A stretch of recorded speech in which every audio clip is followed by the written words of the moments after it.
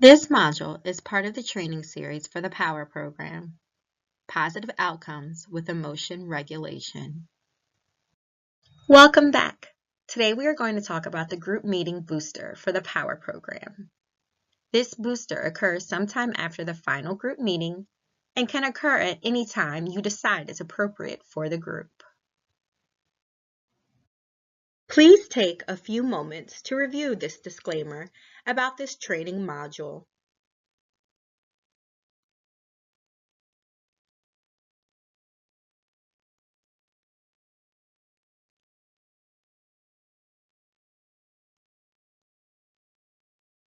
There are 3 objectives for the booster session.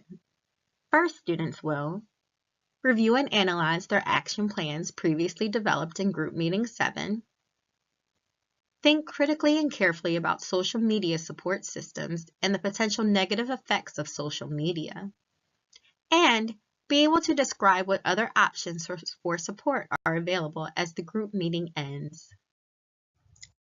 For the group booster meeting, students will need the photocopy of their student books made at the end of the last group meeting and writing utensils.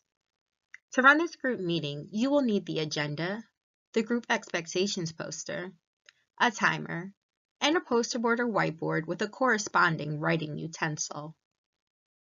This group meeting starts off, like the others, with a review of the group expectations and agenda, and then an independent practice of a relaxation strategy of the student's choosing. Then you will lead a follow-up and review of the student's action plan from the last group meeting. After that, there will be an activity that discusses the use of social media as support systems for the students. Finally, as the wrap-up concludes, you will explain the available options for students to seek further support. This group meeting begins with a review of the group expectations and the agenda for the day. During the last several group meetings, you have practiced 3 different relaxation strategies: guided imagery, deep breathing, and muscle relaxation. This group meeting, students will select a strategy and practice it independently. The scripts for all 3 strategies are included in the manual and within the student book. During this activity, you will guide a review of the action plan the students developed at the end of the last group meeting. This discussion will provide students with the opportunity to review any progress made or challenges encountered since they developed their action plan, and reflect on any adjustments they may need to make. You may need to provide examples and prompts for each of the sections of the action plan, depending on the student's participation. The social support activity will discuss how social media can have an impact on students in both positive and negative ways. You will review the pros and cons of social media as a group and consider different ways to manage the negative parts of social media while maintaining the positive parts.